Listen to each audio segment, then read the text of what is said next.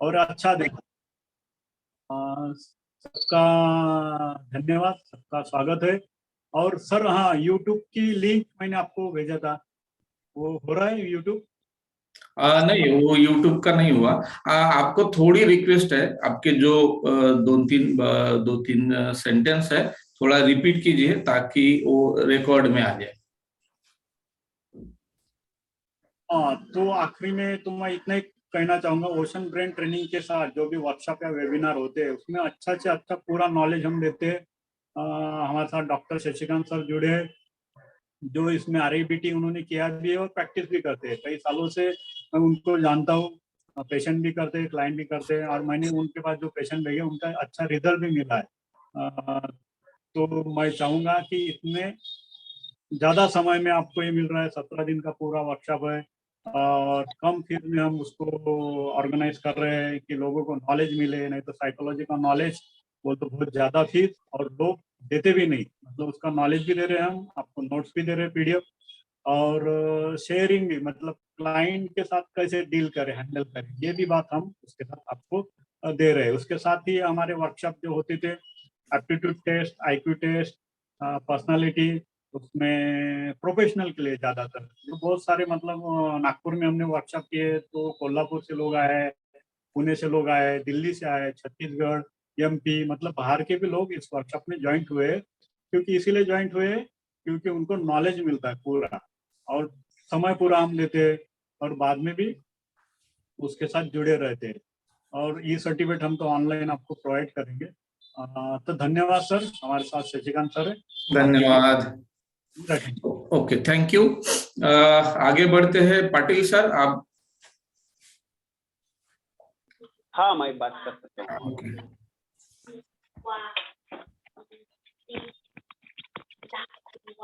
मेरा थोड़ा सा वीडियो का प्रॉब्लम था, लेकिन वो ठीक है ना, आप पहले आप बोल। एक एक ही मिनट से।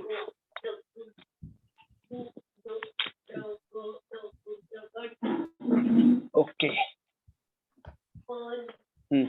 ठीक है, ठीक है, आप जैसा वीडियो है वैसे। हाँ, सभी साथियों को नमस्ते। मैं नरेंद्र पाटिल, मैं नंदुरबार से ज्वाइन हुआ हूँ।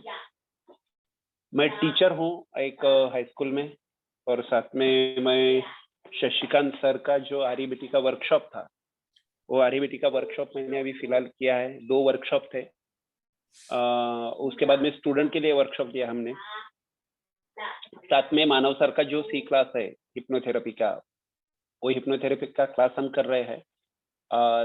C का जो है हिप्नोथेरेपिस्ट करके पार्ट 1 और पार्ट 2, तो अभी पार्ट 2 तो 7 तारीख से चालू होने वाला है, जनवरी में। लेकिन उसके पहले जो RABT के बारे में हम जो 2 वर्कशॉप हुए, वो बेसिक भी था, उसके साथ में बाकी जो चीजें थी वो भी हमने समझ ली। और मैं अंधश्रद्धा निर्मूलन समिति में भी काम करता हूँ। सर भी है हमारे साथ, और अपने किशोर सर है, उसके बाद में अपने सुयोधन सर है। हम सब साथ में ही काम करते हैं, किशोर सर और मैं, या फिर शशिकांत सर है और सुयोधन सर भी। तो इस तरह से काम करना शुरू है हमारा, और साथ में पढ़ना भी शुरू है। RABT बहुत लाभदायक है, फायदेमंद है। बहुत बार ऐसा सुना जाता है या बहुत बार ऐसा बताया जाता है कि RABT और हिप्नोथेरेपी, तो हिप्नोथेरेपी अच्छा है या RABT अच्छा है, लेकिन दोनों भी चीजें अपनी अपनी जगह पे अच्छी है। हमें जो अच्छा लगता है, जो हमने यूज करना चाहिए, उपयोग में लाना चाहिए, वो हमारा डिसीजन है। लेकिन अगर हमारी मनोधारणा रैशनल बनाने की है, हमको अगर साइंटिफिक एटीट्यूड हमारे खुद में इम्प्लीमेंट करना है, तो उसके लिए बहुत बेटर वे से हमें RABT पढ़ाती है। क्योंकि रैशनल इमिटिव बिहेवियरल थेरेपी, इसका ही मतलब वही है कि रैशनली हम हमारा इमोशन जो है और बिहेवियर है वो हम पढ़ रहे हैं, समझ ले रहे हैं। तो मुझे लगता है हमें समझने के लिए, हमारी थिंकिंग प्रोसेस और बढ़िया और बेहतर बनाने के लिए RABT का जो वर्कशॉप है, ये वर्कशॉप बहुत फायदेमंद होने वाला है। तो इतना कहकर मैं यहाँ पे रुकता हूँ। ये क्वेश्चन है कि आपने जो पहले कोर्स किया है आरबीटी का, तो उससे आपकी हेल्प हुई? या डेफिनेटली वो जो कोर्स था उसमें हमें जो आरबीटी के जो यानी एंजाइटी पे काम करना है, या फिर हमारा प्रोक्रास्टिनेशन है, या फिर डिमांडिंगनेस है, इसको हम किस तरह से रैशनली उसके बारे में सोच सकते हैं, यानी हेल्दी इमोशंस और अनहेल्दी इमोशंस क्या है, इसके बारे में हमने अच्छी तरह से जानकारी उसमें प्राप्त की। साथ में जो सेकंड वर्कशॉप था ये बहुत ही बढ़िया तरीके से हुआ, पहले से भी बढ़िया हुआ, लेकिन वहां पे थोड़े पार्टिसिपेंट्स कम थे, तो भी बहुत बढ़िया था। अभी फिलहाल जो लिया स्लीप हाइजीन पे, तो सुपर, बहुत सुपर तरीके से उसको हैंडल किया गया। और मुझे लगता है हम सभी ने अभी का जो वर्कशॉप है ये हमारे खुद के लिए और हमारे आने वाले क्लाइंट के लिए हमने इस्तेमाल करना चाहिए। Okay, thank you. और अभी कौन है? सेजल, कौन है Sejal ji? Hello hello sir. हाँ, हेलो मैम। Audible sir? हाँ, आवाज आ रही है। ओके, नमस्कार सर। नमस्कार। हाय। मेरा नाम सेजल साखरे है। ओके। मैं समग्र शिक्षा अभियान में पिछले 9 साल से काम कर रही हूँ as a clinical psychologist. Sir पिछले 3 साल से मैं लर्निंग डिसेबिलिटी सेंटर पे काम कर रही हूँ नागपुर में, IGGMC में। अरे बहुत तो अच्छी बात है। तो इस कोर्स को ज्वाइन करने के आपके क्या गोल्स है, यानी आपको क्या चाहिए इस थेरेपी से? सर मुझे CBT के बारे में मैंने सुना है, लेकिन मुझे डिटेल में नॉलेज चाहिए और कैसा यूज होता है CBT। क्लाइंट आने के बाद हम कैसे रेपो डेवलप करें और कैसे उनको सेटिस्फेक्शन या उनको अपने सही तरीके से जो उनका थेरेपी दे, तो वो मुझे सीखना है। ओके, तो आपकी ये विश यहाँ फुलफिल करने की कोशिश हम करेंगे, ताकि आप आगे जाके अपने क्लाइंट के साथ CBT और RABT अच्छे तरीके से यूज कर सके। Thank you. Thank you sir, thank you. के बाद है A.C. जादव जी, कौन है ये? ओके,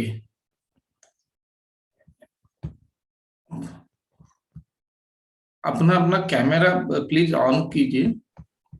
हेलो, हाँ, आवाज आ रही सर? हाँ आ रही है। आप कौन बात कर रहे हैं? मैं शिल्पा जाधव बात कर रही हूँ, औरंगाबाद से हूँ मैं।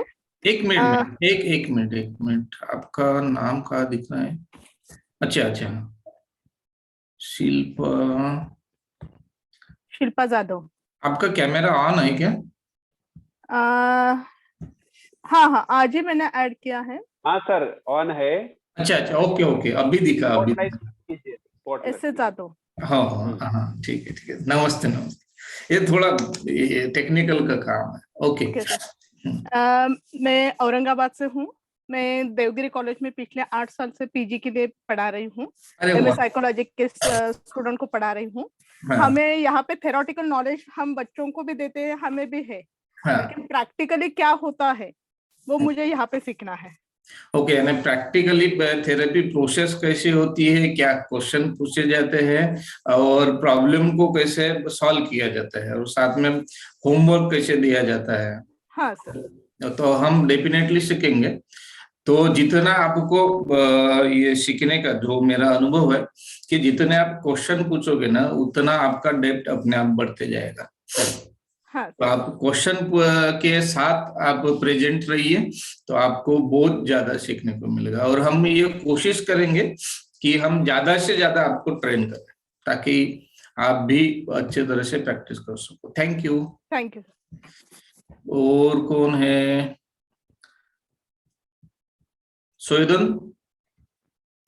सोयदन जी, आप हो?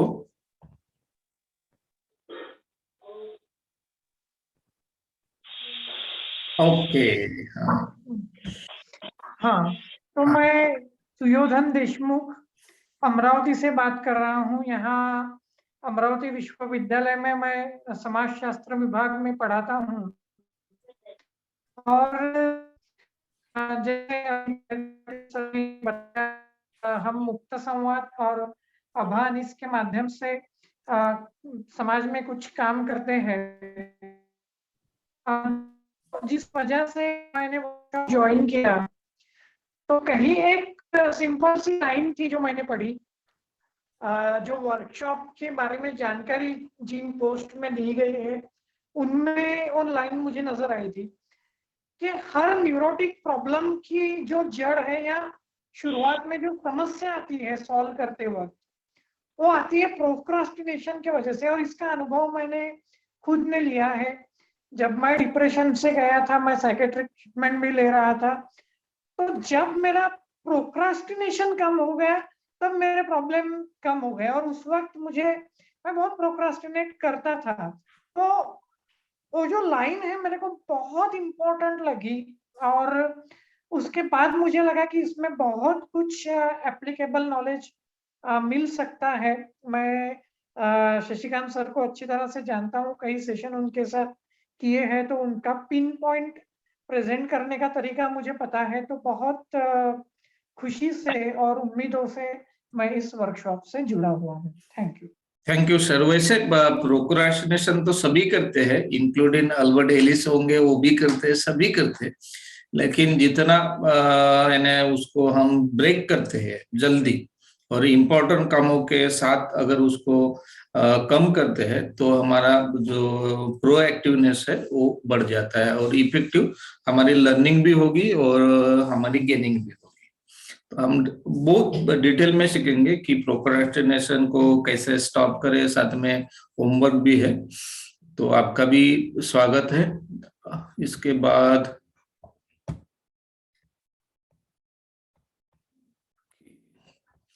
किशोर वाघ जी, आप हो?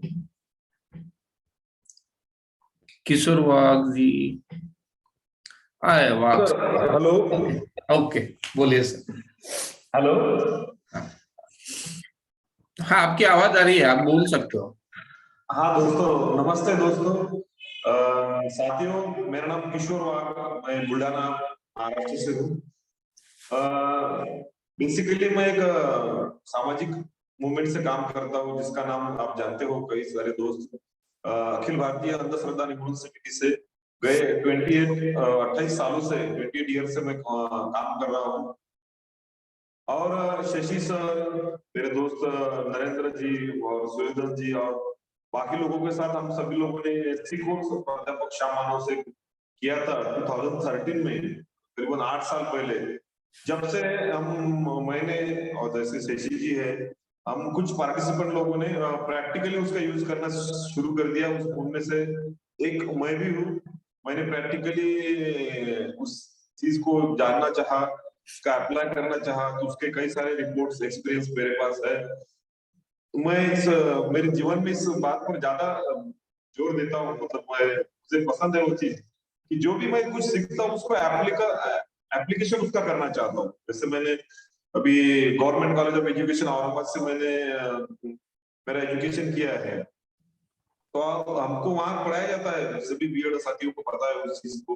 बाकी समग्र मैं थोड़ा रोकूंगा, मैं थोड़ा ना क्या आपको एक हिंट देता हूँ कि थोड़ा शॉर्ट में बोलिए ताकि हमें एक डेमो सेशन भी लेना है। बिल्कुल। हाँ। तो वहां से मुझे ये आदत शुरू हुई, तो उस प्रकार से सी कोर्स में जितना भी पढ़ा था उसके बाद मैंने कुछ ट्रायल्स किए दोस्तों पे, और उसके बाद मैंने खुद का एक मनोविकास काउंसलिंग सेंटर नाम से काउंसलिंग सेंटर यहाँ शुरू किया। कई सारे पेशेंट आते गए, हिप्नोथेरेपी की प्रैक्टिस साथ में चलती रही।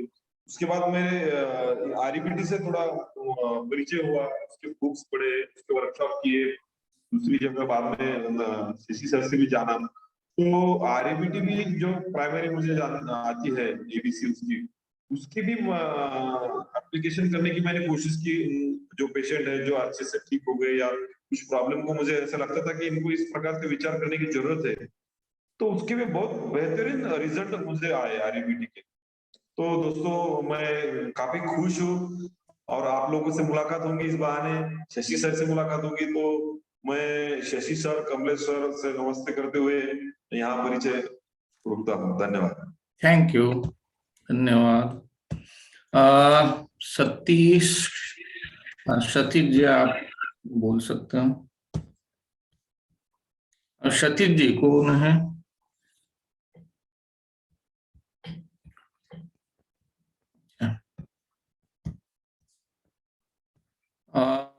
अंकिता जी आप हो?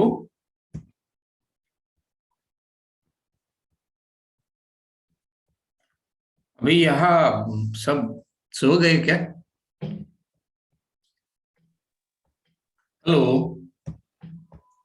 हाँ वो सतीश है, अनिता जी है, अनिता जी ओके और सतीश, अनिता जी और संध्या जी, ऐसे 3 नाम बाकी और ऐसे ज्यादा हैं। ओके, आप बोल सकते हैं अनीता जी। Hello. आप बोलिए। Sir, I will talk in English, sir. No, because we gather here for learn in from Hindi. Yes, sir. But Hindi is little difficult for me to talk, sir. So I will talk in English, sir. Is it Okay, okay? okay, no problem. Sir Khandagale, I've done my master's in psychiatry, Okay. sir, and at present I'm a PhD scholar. I've done my master's in psychiatry nursing, sir. Okay. So I have joined this, or I want to join this because when I heard the webinar on the last week, this topic interested me, and my PhD study is related to client-centered therapy and positive affirmations, sir, on abuse, alcohol. So I'm going to use client-centered therapy, which is a bit of counseling. So I would like to know how I would go about my therapy. Okay. And how I can use maybe attending this webinar, I can use it for my PhD study. On that basis, I thought I would do this workshop, sir. Okay okay, thank you. लेकिन आपको जो training है ये पूरी training Hindi में चलेगी।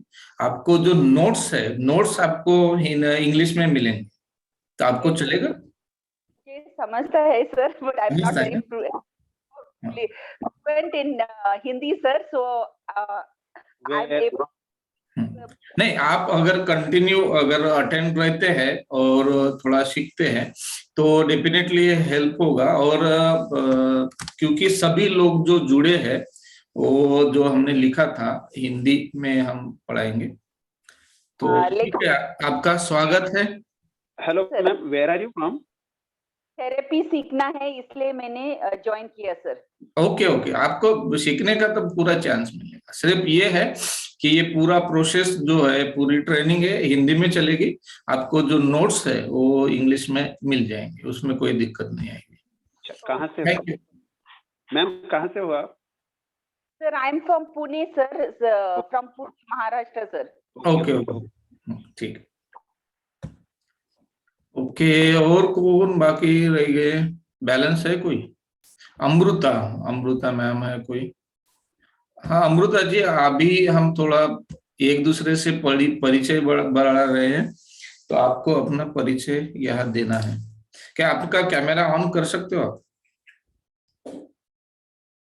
अमृता जी शायद नहीं है, कैमरा आ गया पर्सन शायद। ओके, तो यहाँ हम रुकते हैं।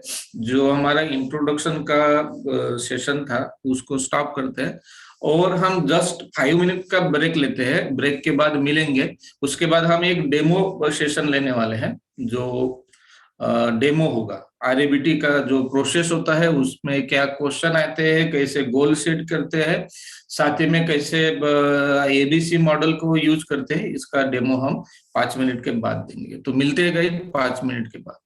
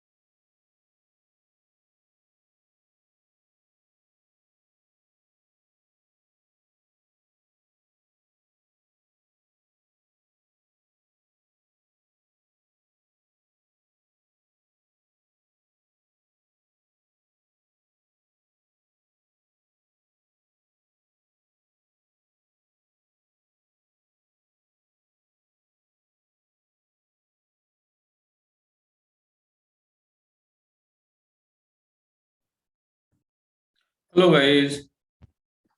अरे इसको क्या हो गया बाबा?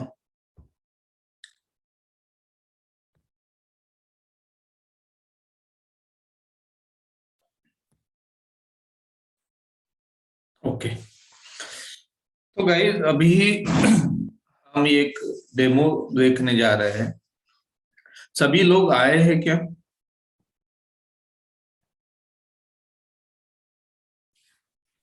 Yes sir, I am here.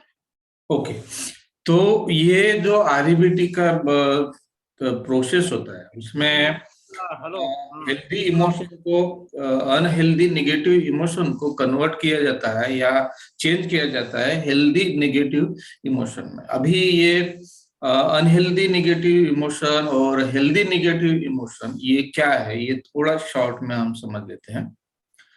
जैसे मान लो कि एंगर है या एंगर के अलावा एंजाइटी है, तो गाइस अपने कैमरा ऑन करते हो तो थोड़ा हेल्प हो जाएगी कि आप हो नहीं हो क्या हो रहा है, नहीं तो उतना इफेक्टिव नहीं होता। तो प्लीज गाइस अपने कैमरे भी थोड़ा ऑन रखिए ताकि अपना जो सेशन है वो लाइव सेशन हो सके। सिर्फ ये नहीं कि मैं बात कर रहा हूँ तो आप जब भी दिखते हो तो थोड़ा जो फ्लो है वो भी अच्छा आने लगता है। तो जैसे एंजाइटी है, तो ये एंजाइटी में क्या होता है कि negative view of self, negative view of others और नेगेटिव व्यू ऑफ वर्ल्ड हो जाता है। साथ में एंजाइटी में पल्पिटेशन बढ़ता है, हमारे जो सांस है वो उसकी टाइमिंग है वो बढ़ती है। साथ में हम रूमिनेट करते रहते हैं किसी नकारात्मक थॉट को लेके, इवेंट को लेके, और उससे हमारा मोटिवेशन कम होता है और हमारा जो प्रोएक्टिवनेस है वो भी कम होता है। लेकिन उसके जगह पर अगर हम कुछ भी नहीं फील करते हैं तो उससे भी हमारा काम नहीं बनता, या हम बहुत ही रिलैक्स फील करते हैं तो भी उसका काम नहीं बनता। लेकिन अगर उस समय अगर हम कंसर्न ये इमोशन फील करें, तो कंसर्न जब हम फील करते हैं तो हमें थोड़ी निगेटिव है कंसर्न भी, लेकिन हमें उस चीज के लिए करने के लिए, वो चीज करने के लिए थोड़ा मोटिवेशन मिलेगा, साथ में हम प्रोएक्टिव भी होंगे। तो ये जो स्क्रिप्ट है, इमोशन की जो स्क्रिप्ट है, इसको भी हम डिटेल में समझने वाले हैं। लेकिन आज जो हम डेमो देखने जा रहे हैं उसके लिए ये है कि जो अनहेल्दी बिहेवियर है या अनहेल्दी नेगेटिव इमोशन है उसको हम रिप्लेस नहीं करते या उसको पूरा निकालते नहीं। ये थेरेपी है रियलिस्टिक, क्योंकि ये रियलिस्टिक, रिसर्च बेस्ड और प्रैक्टिकल थेरेपी है। तो ये उनको कन्वर्ट करती है हेल्पफुल थॉट में या हेल्पफुल इमोशन में। जैसा एंजाइटी को अगर हम रिप्लेस करते हैं कंसर्न में, तो उस पर्सन के लिए ये बहुत ही हेल्पफुल हो जाता है। तो ये पूरी प्रोसेस कैसी होती है, हम ये जो 17 दिन सीखने वाले हैं उसमें क्या क्या हम सीखेंगे, तो इसके लिए हम एक छोटा सा डेमो लेते हैं कि थेरेपी एक्चुअल में क्या, यानी गोल कैसे सेट करती है, साथ में एबीसी मॉडल क्या होता है, ये पूरा हम देख लेंगे ताकि हमारे माइंड में भी रहेगा कि हम 17 दिन क्या सीखने वाले हैं। तो इसके लिए मैं बुलाता हूँ जो पाटिल सर है, नरेंद्र पाटिल सर जी, उनको। क्या आप तैयार हो पाटिल जी? हाँ yes sir, okay, I am ready now. Patil sir को इसलिए मैंने कॉल किया ताकि हमारा जो टाइम है वो बच जाएगा, क्योंकि उन्होंने जो आरईबीटी का कोर्स है वो भी अभी अभी किया है और अभी ये प्रोक्रास्टिनेशन के वर्कशॉप के लिए ज्वाइन हुए हैं। तो हमारा टाइमिंग बचेगा और हम थोड़ा फास्ट इस पर काम कर सकेंगे, इसीलिए हमने नरेंद्र पाटिल जी को बुलाया। तो क्या आप ओके हो सर अपना प्रॉब्लम सभी के साथ में डिस्कस करने के लिए? Yes yes definitely. ओके, और ये जो सेशन है ये शायद यूट्यूब पर लाइव रहेगा, तो इसके लिए क्या आप परमिशन देते हो? हाँ ठीक है ना, कुछ दिक्कत नहीं। और इसके साथ आपका नाम भी शायद रहेगा सर, तो चलेगा। चलेगा? तो यस। ओके, तो आज के सेशन में आप कौन से प्रॉब्लम पर काम करना चाहोगे?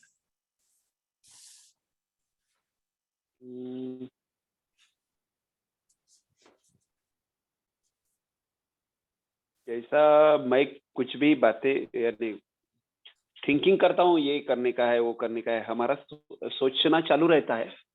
लेकिन जब एक काम करता हूँ वो अधूरा छूट जाता, दूसरा काम पकड़ लेते वो भी अधूरा छूट जाता, इस तरह से चलते रहता है। और उसके कारण जो समय हमारा ज्यादा जाता है, ये बाकी रह गया और उसके बारे में सोचते बैठते हैं, अरे यार वो तो रह गया हमारा करने का जो था वो, अब तो हम तो हमारे आगे का जो काम है वो करने बैठे गए, ये बाकी रह गया, ये अब कब करेंगे। इस तरह से जो ब्रूडिंग चलते रहता कंटिन्यू, तो इस पे ही काम करना चाहिए, ऐसा मुझे लगता है। ओके, आपने बहुत ही वैल्यूएबल ये इंफॉर्मेशन दी है कि हम इंसान हैं, बराबर। तो हर इंसान सोचता है कि मुझे ये काम करना है, वो काम करना है, और बीच में छोड़ देता है या उसको टाल देता है, बराबर। तो लेकिन हम ये आज के सेशन में सीखेंगे कि हम किसी काम को कैसे ना टालते हुए उसको करके हम अपना यानी प्रोग्रेस कर सकते हैं। तो मेरे ख्याल से आपको जो प्रॉब्लम आपने डिस्कस की या आपने बताया वो शायद प्रोक्रास्टिनेशन का है, कि आप कुछ काम करने का तय करते हो और उस काम को आप आगे ढकेल देते हो, ऐसा है? हाँ। ओके, तो आपने जो प्रॉब्लम बताया, तो इससे आपको क्या दिक्कत हो जाती है कि कोई काम आप जब आगे ढकेलते हो तो उससे आपको क्या दिक्कत हो जाती है? वो काम अधूरा रह जाता है, जो काम दिया है वो पूरा नहीं होता, पहली बात। और जिस समय में उसे करना चाहिए, कंप्लीट करना चाहिए, उतने समय में हम कंप्लीट नहीं कर सकते। एक तो वो छूट जाता है या फिर कंप्लीट नहीं होता है या अधूरा रह जाता है। ओके, हाँ, ये बात सही है कि अगर हम सही वक्त पर सही इंटेंसिटी के साथ सही काम अगर करते हैं तो उसकी इफेक्टिवनेस भी उसका बढ़ जाता है, और वो शायद हमें उससे और मोटिवेशन भी मिलता है और हमारा प्रोग्रेस भी बढ़ जाता है। तो आपको आज के सेशन में प्रोक्रास्टिनेशन पर काम करना है, बराबर? चलेगा ना, कुछ दिक्कत नहीं ना उससे। तो आप प्रोक्रास्टिनेशन को बढ़ाना चाहेंगे या कम करना चाहेंगे? ऑब्वियसली उसे कम करना ही चाहेंगे, यानी वो होना ही नहीं चाहिए, ऐसा ही चाहेंगे। ओके, हम देखेंगे कि उसमें क्या क्या हम बदलाव कर सकते हैं, कैसे प्रोसेस करते हैं। तो इस प्रोक्रास्टिनेशन पर काम करने के लिए आप कितने मोटिवेटेड हो? अगर 10 अंक लिए तो 10 में से 10 टोटली। ओके, ये हाईली मोटिवेशन बताता है। जैसे किसी को यानी इंसाइट नहीं होती तो लो मोटिवेशन बताते हैं, आप में हाई इंसाइट है, तो आपने बहुत ही अच्छा मोटिवेशन बताया। तो आज आपके पास पेपर एंड पेन है सर? या है। तो आज के सेशन का गोल आपको लिखना है, to manage your procrastination. Procrastination को का व्यवस्थापन या प्रोक्रास्टिनेशन को मैनेज करना, या कोई थेरेपिस्ट स्टॉप प्रोक्रास्टिनेशन भी लिखते हैं। ठीक है, आपको तीनों में से तीनों सही है। टू मैनेज प्रोक्रास्टिनेशन ऐसा लिखा है, चलेगा? हाँ बिल्कुल, तीनों भी आप लिख सकते हो, मैनेज भी लिख सकते हो, स्टॉप भी लिख सकते हो। ओ या definitely stop, to stop. Okay. आप मुझे एक स्पेसिफिक ऐसी रिपीटेटिव सिचुएशन या इवेंट बताइए जहां आपने तय किया था लेकिन आपने कुछ चीजों को प्रोक्रास्टिनेट किया। जैसा अब मैंने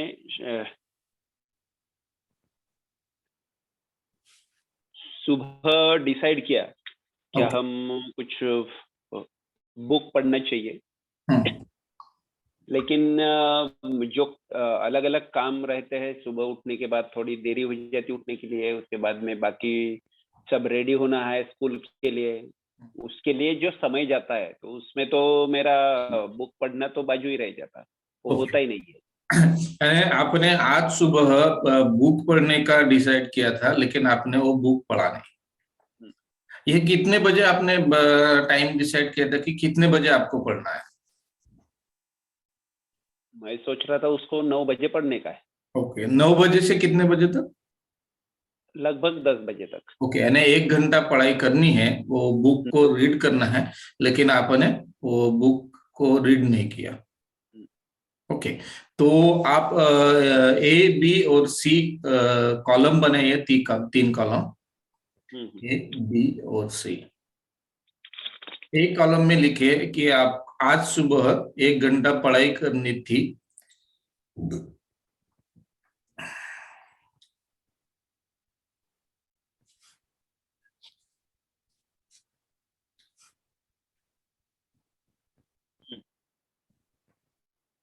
ओके, आपके पास टाइम था, लेकिन आपने उस टाइम पर आपने पढ़ाई नहीं की, बराबर। तो आपने अगर मान लो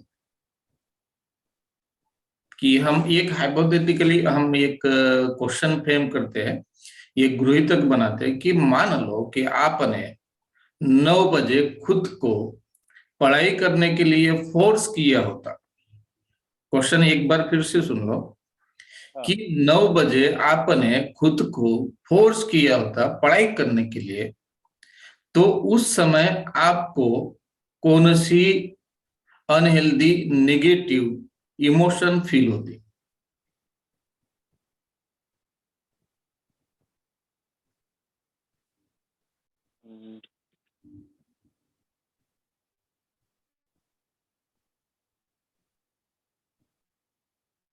उस समय यानी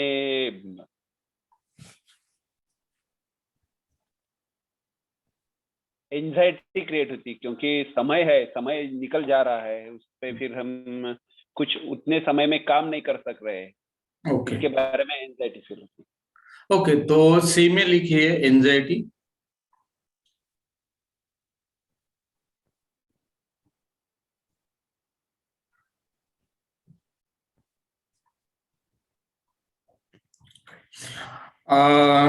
अभी ये जो हम सीख रहे हैं, अभी ये हम देख रहे हैं, तो क्या आपको ये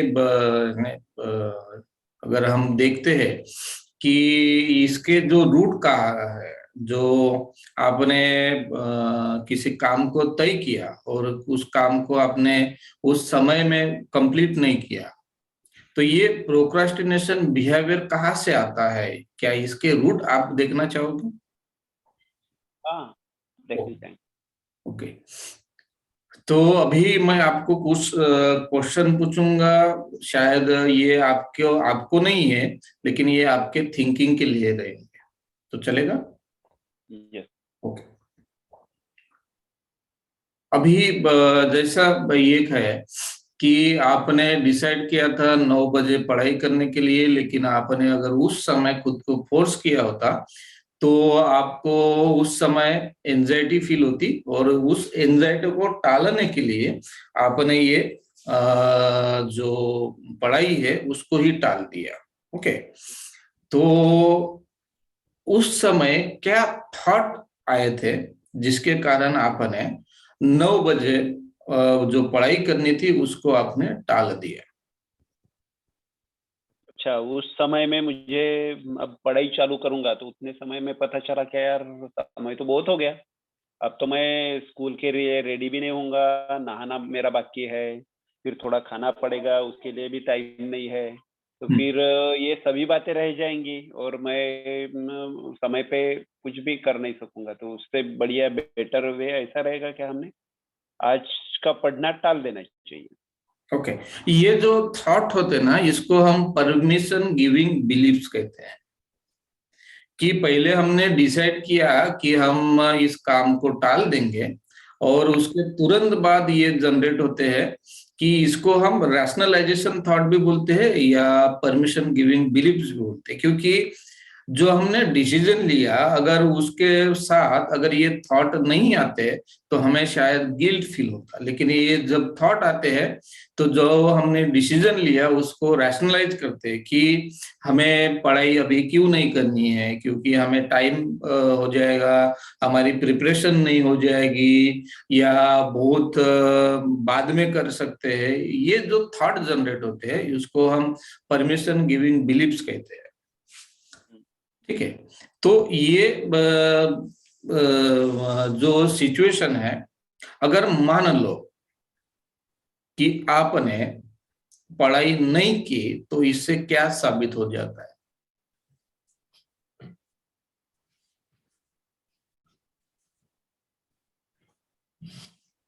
पढ़ाई नहीं की तो इससे क्या साबित होता है? कुछ नहीं, यानी मेरा जो वक्त है, यानी मैं अच्छा पढ़ने वाला नहीं हूँ, अच्छा स्टूडेंट नहीं हूँ, यही साबित होता है, ऐसा लगता है मुझे। यानी मैं समय नहीं दे सकता हूँ पढ़ाई के लिए खुद को, यानी फिर उसमें क्या कहेंगे हम, मुझे टाइम मैनेजमेंट ही नहीं आता, इस तरह से थिंकिंग चालू हो जाती है। ओके, तो ये में डाउनवर्ड एरो करके लिखिए कि मुझे टाइम, अगर मैं टाइम पर पढ़ाई नहीं करता हूँ तो इसका मतलब है मैं टाइम मैनेजमेंट नहीं कर सकता या मुझे टाइम मैनेजमेंट नहीं आती है। ओके ओके, कहाँ पे डाउन एरो करूं? अलग पेज पे? ए के नीचे जो सेंटेंस है, मैंने वक्त पर पढ़ाई नहीं की।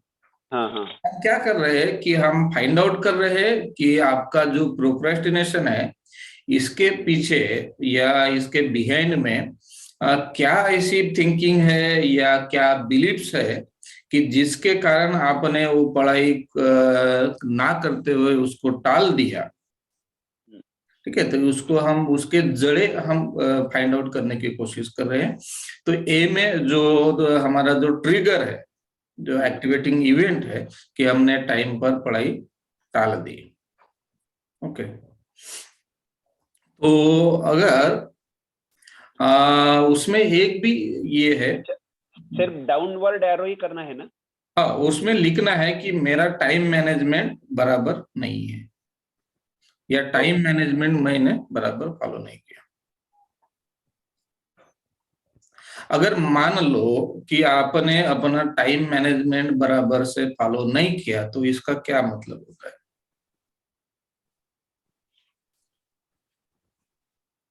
इसका मतलब यह होता है कि मुझे टाइम मैनेजमेंट नहीं आता। ओके, उसमें और एक डाउनवर्ड एरो लिखिए कि मुझे टाइम मैनेजमेंट नहीं आता।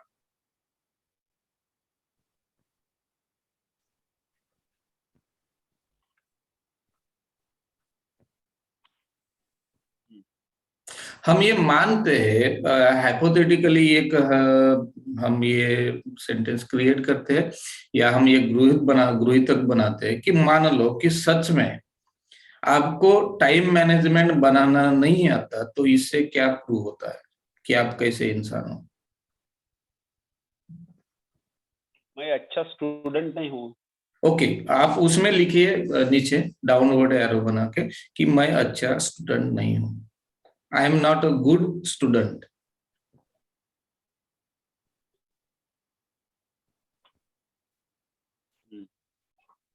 ओके, अभी हमें जो मिला है इसको आपको बी में लिखना है कि मैं अच्छा स्टूडेंट नहीं हूँ, I am not good student.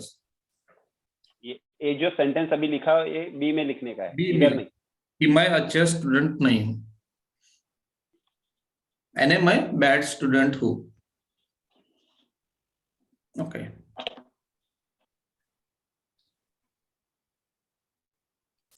अभी जो हम सेशन देख रहे हैं इसको ही ये एक दूसरे तरीके से हैंडल किया जा सकता है, जो चॉइस पॉइंट होती है कि जहां पर वो डिसीजन लेते हैं कि पढ़ाई करनी है या पढ़ाई छोड़नी है, वो जो चॉइस पॉइंट होता है उसको भी हम लेके कर सकते हैं, लेकिन वो प्रोसेस थोड़ी लंबी भी होती है और आपको शायद वो उतना क्लियर नहीं होगा। इसलिए हमने एक्टिवेटिंग इवेंट से 9 बजे से हमने स्टार्ट किया, लेकिन आप जब आप आओगे 17 दिन तो आप डिटेल में सीखोगे कि कहाँ पर क्या यूज करना है और क्या हो रहा है और कौन से क्वेश्चन का क्या क्या मीनिंग होता है, ये भी आप सीखोगे। अभी जो हमें मिला है वो बिलीफ्स मिला है, सेल्फ डिप्रिसिएशन, खुद को या दूसरों को लेबल लगाना, लेबलिंग ये है। तो इसको अभी हम कैसे मैनेज करते हैं और जो प्रोक्रेस्टिनेशन बिहेवियर है उसको क्या समझ में आता है, तो ये शॉर्ट में हम समझने की कोशिश करेंगे। तो पाटिल जी,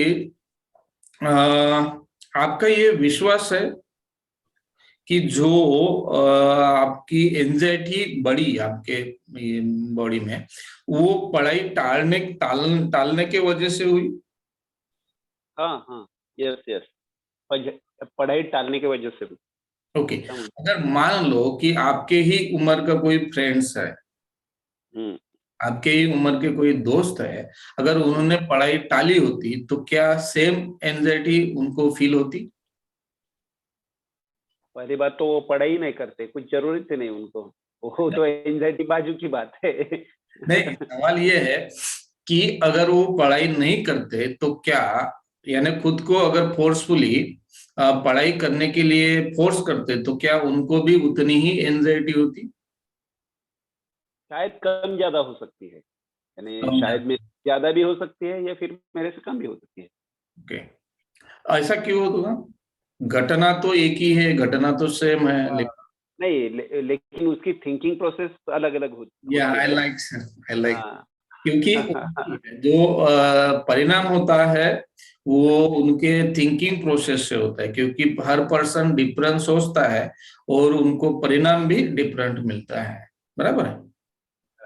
तो ये जो परिणाम हुआ पढ़ाई टालने से लेके आपको एंजाइटी फील होने तक, तो ये सब आपके थिंकिंग का खेल है, बराबर?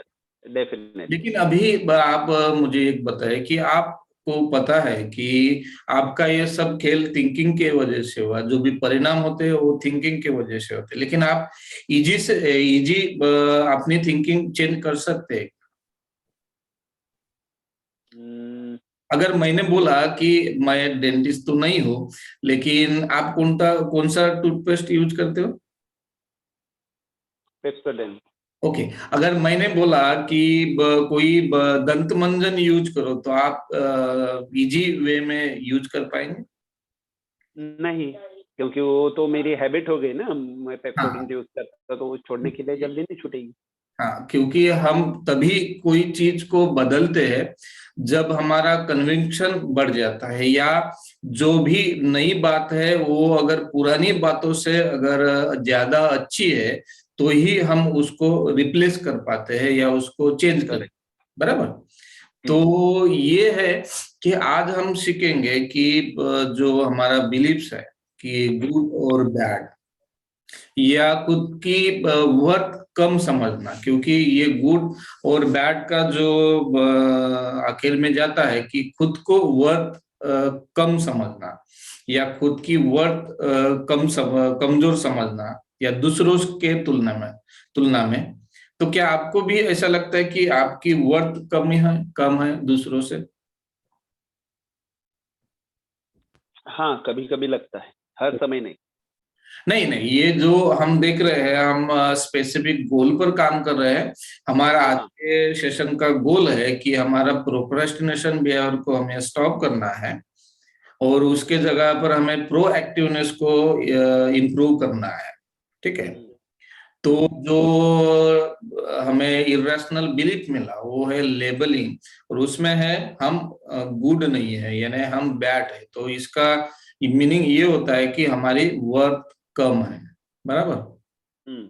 तो क्या इसको हम चेक करें कि ये जो हमने खुद को लेबल लगाया है कि I am a worthless person, क्या ये रैशनल है, रियलिस्टिक है या हेल्पफुल है? क्या आप चाहोगे इसको चेक करना? यस। ओके, तो अभी क्या हुआ कि जैसे, एक मिनट, मेरे पास शायद क्या है, इसको देखता हूँ। हाँ, मेरे पास एक करेंसी है, ये आपको दिख रही है? एक मिनट, जरा। हाँ हाँ, दिख रही। ये बस 200 की करेंसी, 200 का नोट है, ठीक है? इसमें ये वर्थ है कि ये 200 रुपए का कोई भी सामान खरीद सकते हैं, बराबर? अगर मैंने इसको सिर पे रखा तो क्या इसकी कीमत बढ़ जाएगी? नहीं। अगर इसको मैंने अपने जेब में रखा तो इसकी कीमत बढ़ जाएगी? नहीं, जो है वही रहेगी। अगर इसको मैंने जमीन पर डाल दिया तो इसकी कीमत बढ़ जाएगी? नहीं। तो ह्यूमन की वर्थ नापने के लिए कोई आज तक कोई यूनिट बना है? नहीं। कि जैसे हम रास्ता नापते हैं किलोमीटर से, या कोई भी व्हीकल का व्हीकल यानी स्पीड को नापते हैं किलोमीटर पर सेकंड से, लाइट को भी नापते हैं किलोमीटर पर सेकंड से, और कोई वेट है जैसे टमाटर है तो उसको किलोग्राम में नापते हैं, या कोई लिक्विड है जैसे दूध है, पानी है, उसको हम लीटर से नापते हैं, और या कोई हमें टेम्परेचर नापना हो तो थर्मामीटर का हम यूज करते हैं। तो इसीलिए ह्यूमन वर्थ को नापने के लिए कोई यूनिट बना है? नहीं, अभी तक तो नहीं बना। ओके, तो हम कैसे बोल सकते हैं कि हमारी वर्थ जो है वो कम है या किसी की वर्थ ज्यादा है? बराबर। हम, हाँ, ये है कि जैसे ये हम दूसरा एक उदाहरण को देख सकते हैं। जैसे एक लड़का था गांव में, उसको लगता था कि वो बेकार है, या ये गांव बेकार है, ये वो उस गांव में उसके जो भी स्किल है वो इम्प्रूव नहीं हो रही है, या जो वो करना चाहता है उसको उचित ढंग का प्रेफरेंस नहीं मिल रहा है। तो वो बहुत ही दुखी रहता था, और उस दुखीपन के साथ में उसका मोटिवेशन भी कम रहता था। तो उनके फादर ने उनको एक दिन बोला कि उनके फादर को दिखा कि वो बहुत डिमोटिवेटेड रहता था, लो मूड में रहता था। तो उनके फादर ने बोला कि ठीक है, तुम एक काम करो। उनके पास एक पत्थर दिया, शायद वो 1 किलो का होगा, और वो चमकीला पत्थर था, डायमंड तो नहीं था लेकिन बहुत ही अट्रैक्टिव चमकीला पत्थर था। और उन्होंने बोला, शायद ये आपने भी सुना होगा, तो उन्होंने बोला कि आपको इस पत्थर को 5 लोगों को दिखा कर लाना है, लेकिन इसको बेचना नहीं है। तो बेटे ने भी सही सुना, बाद में वो लेके गया, वो सब्जी वाले को दिखाया, सब्जी वाले ने उसका वजन किया, वजन में वो शायद 1 किलो भरा। तो सब्जी वाले ने बोला कि मैं इसके 100 रुपए दे सकता हूँ। तो लड़के ने बोला कि मेरे फादर ने बोला है इसको सिर्फ पूछ के आना है इसकी कीमत, इसको बेचना नहीं है। तो बाद में वो गया फिर बाद में जो एंटीक पीस बेचते हैं, जो पुरातन चीजें बेचते हैं, उनके पास गया और उनको भी बोला कि इसकी आप क्या कीमत लगाओगे। तो उन्होंने बोला कि इसकी हम 700 रुपए कीमत लगाएंगे, लेकिन उन्होंने बेचा नहीं। बाद में ये जो सोना बेचते हैं उनके पास गया, तो उन्होंने इस पत्थर की कीमत 2000 रुपए लगाई। बाद में वो लड़का डायमंड वाले के पास गया, जो डायमंड बेचते हैं उनके पास गया, उन्होंने उसकी कीमत 1 लाख रुपए लगाई। 5वें पर्सन के पास गए तो उन्होंने 1.5 लाख रुपए लगाए। अभी उस पत्थर की जो कीमत है वो सभी लोगों ने अलग अलग आंकी। इससे क्या साबित होता है? क्या पत्थर सच में हर बार पत्थर की कीमत चेंज होती थी, या क्या उससे साबित हो जाता है? नहीं, वो अलग अलग लोगों की जिस तरह से उस पत्थर की ओर देखने की सोच है वो अलग अलग। यानी हम ये बोल सकते हैं कि हर पर्सन के हिसाब से उस पत्थर की वो कीमत लगा रहे थे, यानी अपने अपने हिसाब से उस पत्थर की वो कीमत लगा रहे थे, बराबर। हाँ। लेकिन ये उसकी जो रियल वैल्यू थी वो रियल वैल्यू कम या ज्यादा नहीं हो रही थी, बराबर। हाँ, ये जरूर होता है कि हम ये नहीं कहेंगे कि लोग क्या बोलते हैं इससे हमें फर्क नहीं पड़ता, फर्क तो पड़ता है, उससे प्रैक्टिकल एडवांटेज और डिसएडवांटेज भी होते हैं। लेकिन इससे लोगों के कहने से या लोगों के देखने से या खुद को समझने से भी हमारी रियल वैल्यू कम या ज्यादा नहीं होती। हाँ, ये सही है कि हमारी परसिस्टेंट वैल्यू कम या ज्यादा हो सकती है। जैसे अगर मैंने आपको बोला कि आपकी जो वैल्यू है, वर्थ है, आप अपनी वर्थ अगर 1 से 100 अंक में आपको गिनना है या उसको मार्क देना है 1 से 100 तक, तो आप खुद के वर्थ को कितने मार्क दोगे? पूरे दूंगा। 100? यस। अगर यही सवाल आप अपने बीवी को पूछते हो कि आपकी वर्थ उनके नजरों में कितनी है, तो शायद कितने देंगे? कारण माझी किंमत किती देशील तू? जर म्हटलं तर विचार नाही लागतो. बाजू में है, क्या बात है. हो ना, 100 पैकी द्यायची असेल तर. हो ना, तेच. शायद 80, 70, 80 दे सकते. 70, 80. 100 तो नहीं देते. ओके. अगर यही सवाल आपने अपने माताजी को पूछा तो शायद वो कुछ अलग नंबर बताएंगे. आपने यही सवाल बेटों को पूछा तो वो भी अलग बताएंगे. आप जहां पर काम करते हो वहां अगर पूछा तो वो भी अलग बताएंगे. और जो आपको बहुत कम जानते हैं उनको अगर आप पूछते हो तो वो और कम बता सकते हैं या ज्यादा बता सकते हैं. देखो, हर एक के नजर में आपकी जो वर्थ है ये उनके हिसाब से कम या ज्यादा हो सकती है, बराबर. लेकिन इसका मतलब ये नहीं कि आपकी रियल वैल्यू कम या ज्यादा होती है. तो खुद को लेबल लगाने से अगर हम ये बोलते हैं कि ये जो बात है ये बात मुझे पसंद नहीं है, और खुद को अगर हम अनकंडीशनल सेल्फ एक्सेप्टेंस बढ़ाते हैं कि हम इंसान हैं और वो हम इंसान कैसे है, अनरेटेबल, फेलेबल, कॉम्प्लेक्स ह्यूमन है, और जैसा मैं हूं वैसे ही अदर है. अगर ये एक्सेप्टेंस बढ़ाते हैं तो कैसा रहेगा? बढ़िया रहेगा. ओके. अभी एक बात है कि जैसा हमने ये बिलीफ पे काम किया है, अभी हम आते हैं कि आपके प्रोक्रास्टिनेशन बिहेवियर की तरफ. अगर मान लो आप उस चॉइस पॉइंट, जो आपका जो चॉइस पॉइंट है कि आपके पास वक्त था या आपके पास चॉइस थी कि आप पढ़ाई करें या पढ़ाई ना करें, उस चॉइस पॉइंट पर अगर आप काम करते हो, अगर उस समय आप अपने आप को वर्थलेस ना मानकर खुद का सेल्फ एक्सेप्टेंस बढ़ाते हो और उस चॉइस पॉइंट पर हेल्पफुल थॉट अगर प्रेजेंट करते हो, तो क्या इससे आपकी हेल्प होगी? हाँ. ओके. तो आप लिखिए, 2 कॉलम बनाइए अलग से. हाँ, अलग से 2 कॉलम बनाइए. पहला है अनहेल्पफुल थॉट,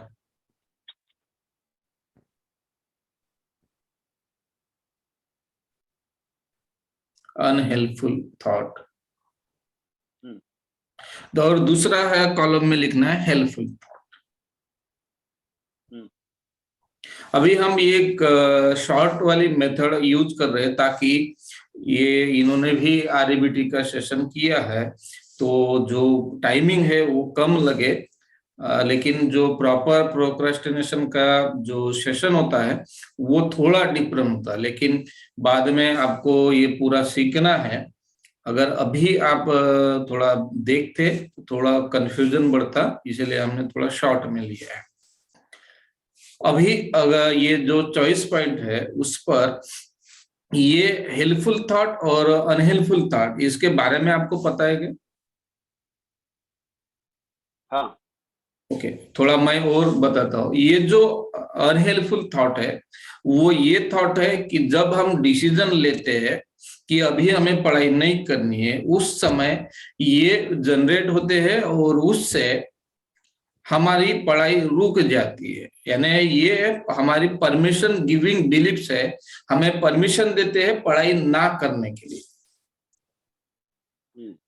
और दूसरे जो हेल्पफुल थॉट है वो थॉट है कि जिससे हमें परमिशन मिलती है या मोटिवेशन मिलता है पढ़ाई करने के लिए, किसी काम को करने के लिए, तो उसको हम बोलते हैं हेल्पफुल थॉट। ओके, जो शुरुआत में आपने बोला था कि अभी हम पढ़ाई नहीं करेंगे, आप अनहेल्पफुल थॉट में लिखिए ना, अभी हम पढ़ाई नहीं करेंगे। दूसरा है कि मेरी तैयारी शायद नहीं होगी, उसी में, हाँ, उस अनहेल्पफुल थॉट में।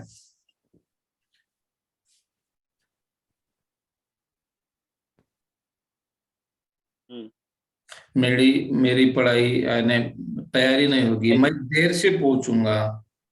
हाँ, मेरी तैयारी नहीं होगी, मेरी तैयारी नहीं होगी, मैं देर से पहुंचूंगा।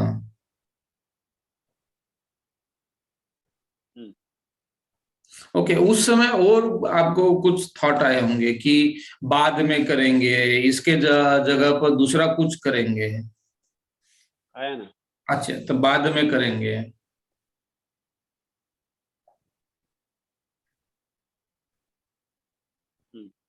इसके जगह पर दूसरा कुछ करेंगे।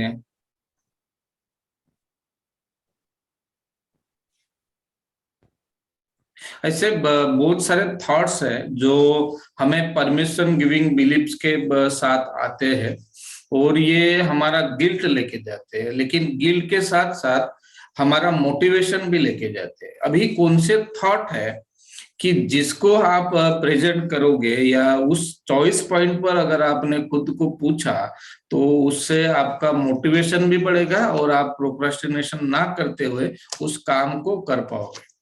जैसा पहला थॉट है कि अभी नहीं करेंगे, इसको अगर आपको हेल्पफुल थॉट में चेंज करना है तो कौन सा थॉट आपको मोटिवेशन देगा?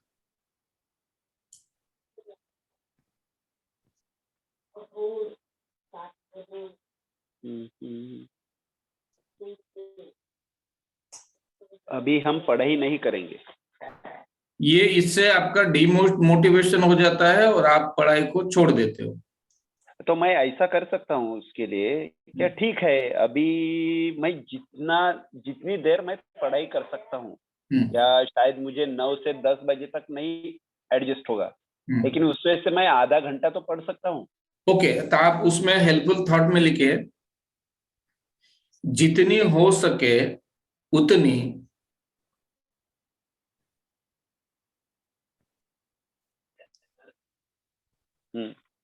मैं पढ़ाई कर सकता हूँ।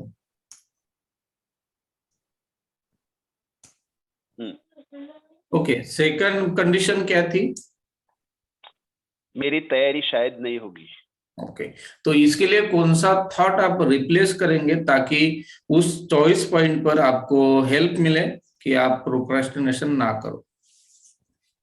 तो उस समय तो शायद पॉसिबल नहीं होगा, लेकिन ऐसा हम डिसाइड कर सकते हैं कि मेरी अगर तैयारी नहीं होती तो मैं थोड़ा जल्दी उठकर खुद की तैयारी कर सकता हूँ, और अभी जो तैयारी करनी है इसके लिए मुझे जो समय लग रहा है तो वो समय मैं थोड़ा कम कर सकता हूँ, कम समय में मैं तैयारी कर सकता हूँ। ओके, तो तैयारी कम समय में मैं कर सकता हूँ।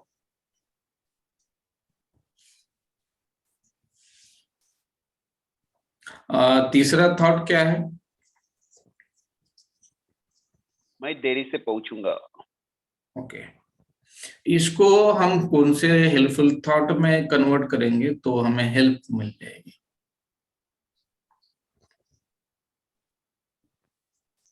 अगर मुझे देरी से पहुंचना नहीं है तो मैं जरा पहले निकलूंगा, थोड़ी पहले, यानी जो मेरा समय अगर बच रहा है पढ़ाई में, मैं जितना समय डिसाइड किया था उतने समय में अगर मैं पढ़ाई कर रहा हूँ और थोड़ा पहले निकलता हूँ तो शायद मैं देरी से नहीं पहुंचूंगा।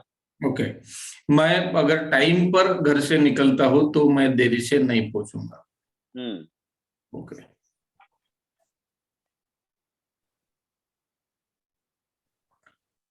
नेक्स्ट अनहेल्पफुल थॉट कौन सा है?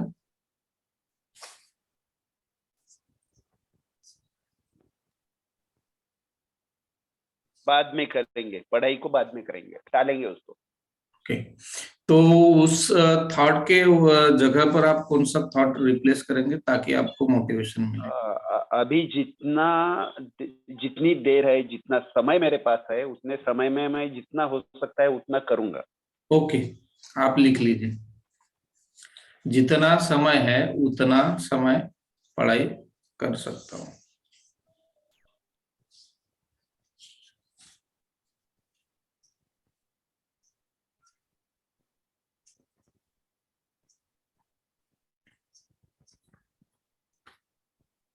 ओके, अभी ये जो दो थॉट है, हमारा क्या होता है कि पहले हम डिसाइड करते हैं कि हमें वो काम को टालना है या उस काम को नहीं करना है।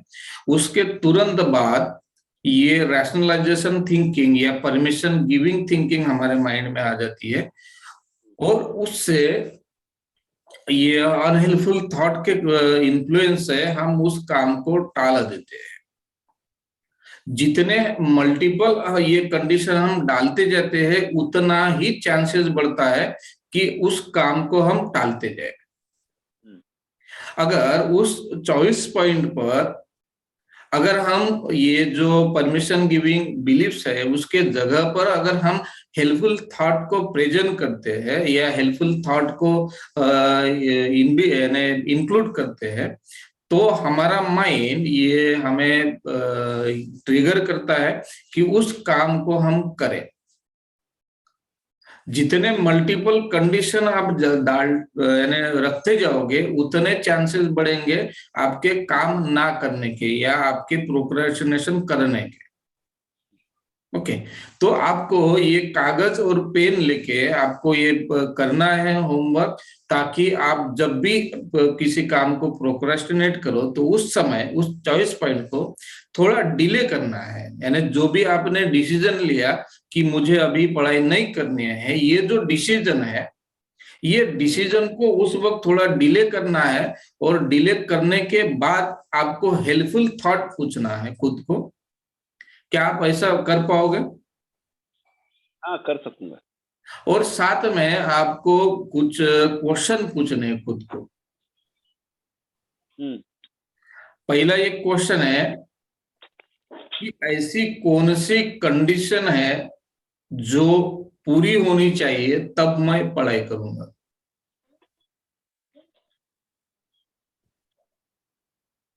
ऐसी कौन सी कंडीशन है वो फुलफिल होनी चाहिए तब मैं पढ़ाई करूंगा।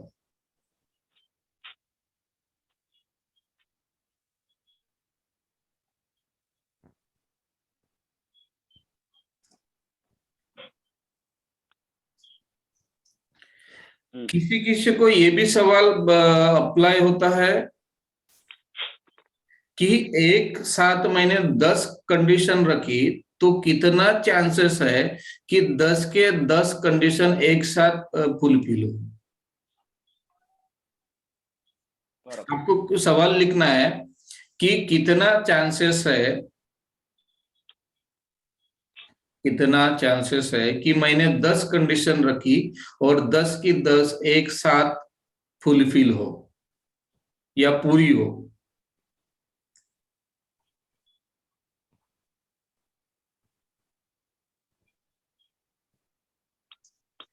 या किसी किसी को ये तीसरा सवाल भी अपील होता है क्या?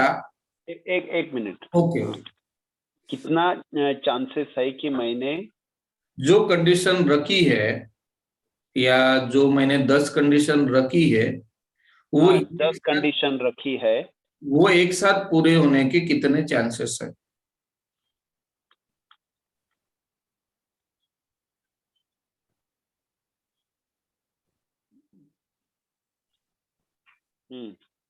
तीसरा सवाल ये भी आप खुद को पूछ सकते हो,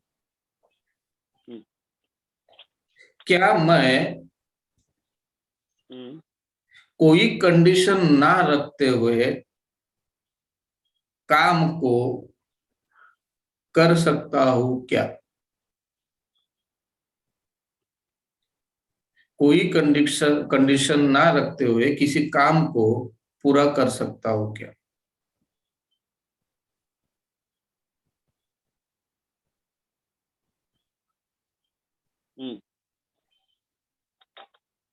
ओके, ये जो सवाल है, ये सवाल आपको उस चॉइस पॉइंट पर पूछना है। जब भी आप डिसीजन लेते हो कि मुझे ये अभी पढ़ाई नहीं करनी है, या पढ़ाई जो भी रैशनलाइजेशन थॉट आते हैं उसको थोड़ा डिले कीजिए। जैसे अगर ये हैबिट है कि मुझे एक्सरसाइज करना है और मुझे सूर्य नमस्कार लगाना है, और मैं उसको डिसीजन लिया कि अभी मुझे नहीं करना है, तो मैं क्या करूंगा? अगर ये प्रोक्रेस्टिनेशन को मुझे स्टॉप करना है, तो उस चॉइस पॉइंट पर मैं खुद से सवाल पूछूंगा कि ऐसी कौन सी कंडीशन होनी चाहिए तब जाके मैं 20 सूर्य नमस्कार करूंगा, या ऐसी कौन सी कंडीशन है, या 10 कंडीशन मैंने रखी तो ऐसे कितने चांसेस है एक साथ वो 10 के 10 कंडीशन फुलफिल होंगे।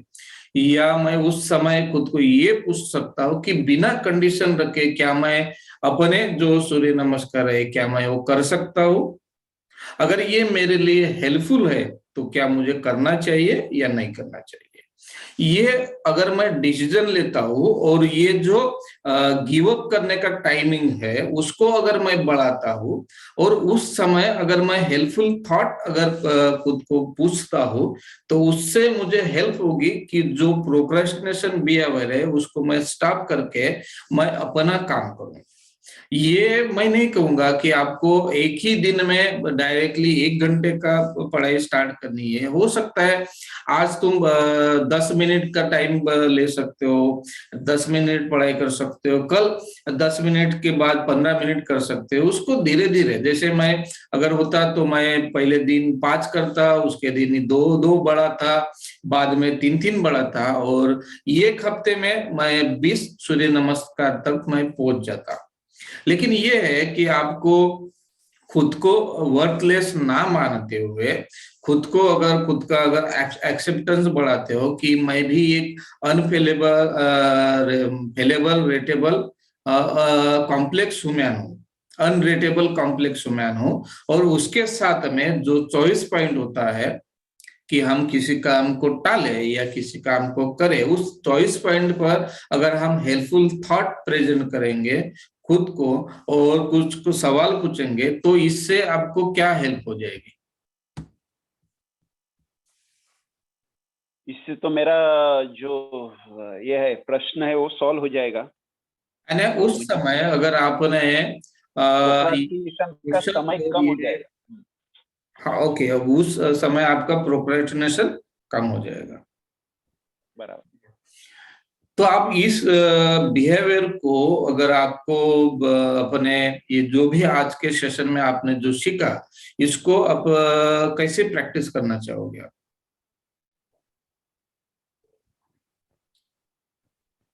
कैसे प्रैक्टिस है? रेगुलर इसमें। ओके, रेगुलर इसमें प्रैक्टिस करना चाहोगे, तो आप क्या ये एक्टिविटीज करोगे कि आप कल को आपको डिसाइड करना है, आपको तय करना है कि आपको कितने समय पढ़ाई करनी है? जैसे कितने समय आप कल पढ़ाई कर सकते हो सुबह? वो डिसाइड करना पड़ेगा। आधा घंटा तो कर सकता हूँ। नहीं, आधा घंटा नहीं। हाँ। ये नहीं कि कर सकता हो, ऐसा नहीं, हम डिसाइड करेंगे हाँ कि हमें जो हमारा बिहेवियर है वो हम उसको स्टॉप करें या उसको चेंज करें। प्रोएक्टिवनेस हमारा बड़ा है, तो क्या हम 15 मिनट डिसाइड कर लें? या चलेगा 15 मिनट। 15 मिनट कर सकते हो। और कितने बजे से करोगे?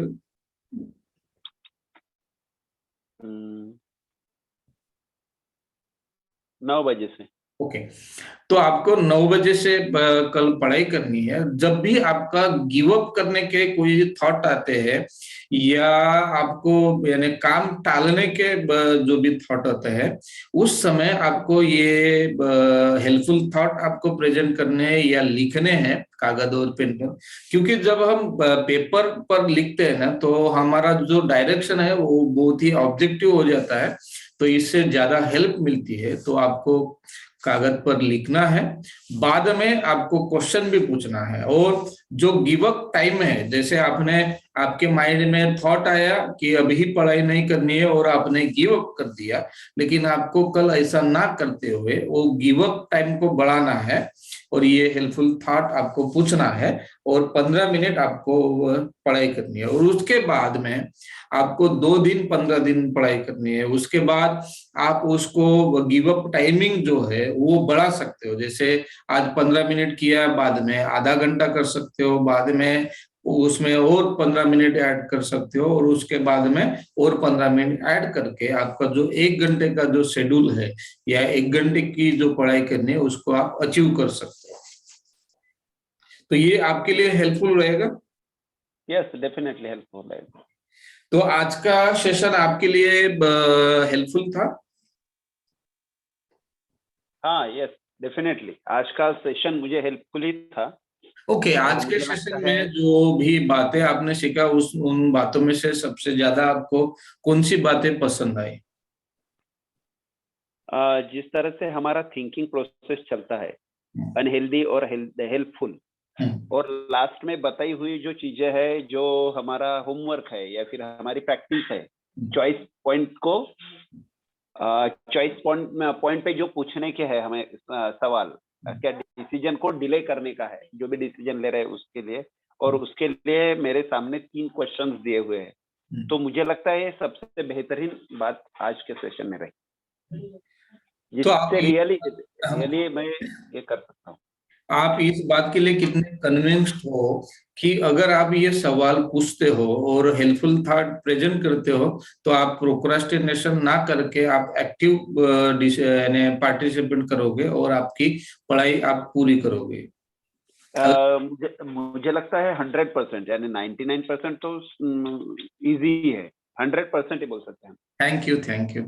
तो ये अभी सेशन यहाँ पर खत्म होता है। ये अभी हम ये सेशन को ओपन करते हैं आपके क्वेश्चन के लिए। आपको जो भी क्वेश्चन है आप पूछ सकते हो।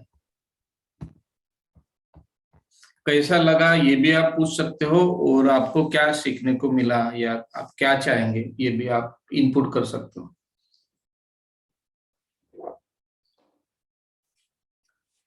किसी का सवाल है?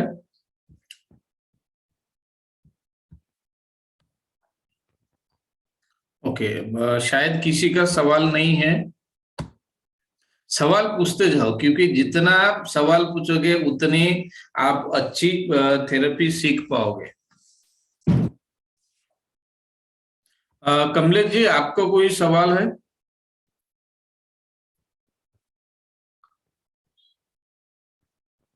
ओके, हम ये मान के चलते हैं कि किसी का सवाल नहीं है, सभी को अच्छे तरह से। Okay, hello sir. हाँ बोलिए। हाँ, अभी सतीश सर ज्वाइंट हुए। सतीश सर का मेरे ख्याल से और 2 लोग ज्वाइंट हुए, उनका परिचय रह गया। ओके, तो ठीक है ना, ये बाद में हम ले सकते हैं। हाँ, तो आपको ये सेशन कैसा लगा सर? सेशन तो बहुत बढ़िया हुआ, प्रैक्टिकल भी हुआ सर के साथ, और उन्होंने मतलब डायरी में मेरे ख्याल से बाकी लोग भी इसको लिख सकते हैं कि हमारे अंदर भी बहुत सारे चीजें रहती है, तो सभी के साथ ही प्रैक्टिकल हो। ओके, तो एक बढ़िया सेशन रहेगा। ओके, शायद सतीश जी आपका परिचय भी रह गया है और आपको फीडबैक भी देना है। सर सॉरी, पहले तो क्योंकि पेशेंट थे, एज अ प्रोफेशनल डॉक्टर हूँ नेचुरोपैथी। ओके, और कैंप था ऑनलाइन, और उस कारण मैं एक फोन पे ऑनलाइन कैंप शुरू रहता तो आपसे ज्वाइन नहीं कर पाया उसी समय। बीच में मैं ट्राई कर रहा था लेकिन वो पॉसिबल नहीं हो रहा था, और फिर ट्रैवल करके घर पे भी शायद आपका नेटवर्क चला गया। हेलो, फटीग होता है बहुत बार। हाँ। और किसी स्ट्रेस बहुत बढ़ जाता है उस समय, और फिर ये सारी चीजें उसको नेगेटिविटी में लेके जाती है बहुत बार। ओके, एज ए डॉक्टर ये समझ में आता है, वो डिप्रेशन में जाता है, बहुत जल्दी डिप्रेशन में चला जाता है। तो ये सारी चीजें अभी सेशन होते रहेंगे तो वो सारी चीजें आएंगी धीरे धीरे मेरे सामने भी है, और जब मैं पढ़ूंगा वो सारी चीजों को भी आपके माध्यम से।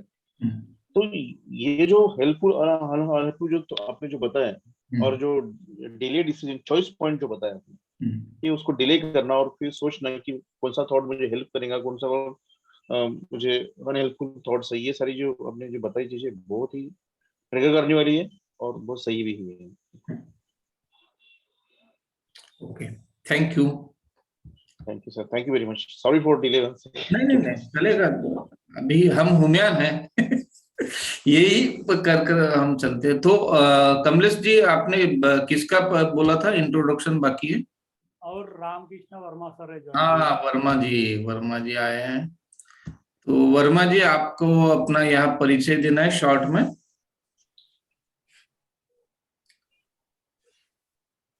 रामकृष्ण वर्मा जी, आप हो? ओके, शायद कुछ प्रॉब्लम होगा, तो ठीक है, अभी यहाँ हम रुकते हैं। किसी को सवाल है तो कल भी आप पूछ सकते हो। ठीक है, कल हमारा सेशन टाइम पर स्टार्ट होगा।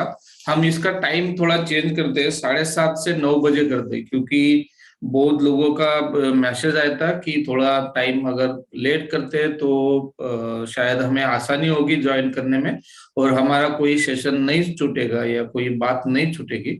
तो कल से हम इसको 7:30 से 9 बजे तक करते हैं। तो गाइस, कल हम मिलते हैं 7:30 बजे टाइम पर। अच्छा, हम दो घंटे रुकेंगे क्या?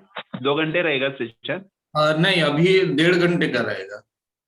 नहीं, 7:30 से 9 बजे। हाँ, अच्छा, ओके, हाँ, आ गया। 7 से 9 बजे तक रहेगा, क्योंकि ये यानी जैसे अभी जो बोला था कि थोड़ा टाइमिंग का भी ये हो रहा है, और बहुत लोगों के मैसेज भी आए थे, तो हम इसको 7:30 बजे करते हैं कि सबको कन्वीनियंट रहेगा और सबको आसानी रहेगी। ठीक है, चलेगा। Yes sir. चलो, मैं रामकृष्ण वर्मा सर। हाँ, अरे आपका ये रहा था, परिचय रहा था, क्योंकि आपको तो हम जानते हैं, बाकी के लोग भी आपको जाने ग्रुप में। ओके, आपका परिचय मैं रामकृष्ण वर्मा, वाराणसी उत्तर प्रदेश से पेशे से अध्यापक हूँ, और अभी आपका कोर्स खत्म किया था, इसके पहले दूसरा सेशन चल रहा था, तो बीच में बीमार हो जाने की वजह से मैं पूरी तरह से कर नहीं पाया सेशन, और आज ये जुड़ा हूँ आपका। बीच में भी जुड़ पाया, देर में आ पाया था मैं, फिर भी ठीक लगा मुझे। आगे से सोचूंगा थोड़ा सा टाइम से मैं पहुंच जाऊं। और बड़ा मुझे बड़ा अच्छे तरीके से जो आप बताते हैं ना, बड़ा अच्छा लगता है मुझे, समझ में भी आ रहा है, क्योंकि मेरे लिए नया, फिर भी बहुत बढ़िया और इम्प्रेसिव लगता है। थैंक यू, में आ रहा है। Thank you. ये थेरी पूरी जो है, ये सब अल्बर्ट एलिस ने बताया, और इतनी हेल्पफुल है कि जैसे हम इसको अगर सीखते हैं तो सीखते सीखते ही हम उसको अप्लाई करना स्टार्ट करते हैं, और अपने आप में भी बदलाव पाते हैं। तो कल से हम टाइम 7:30 बजे टाइम पर ज्वाइन होंगे, साथ में हम अच्छे तरीके से इसको सीखेंगे। तो guys, good night, bye, see you tomorrow. Good night sir. Okay, good night sir, good night.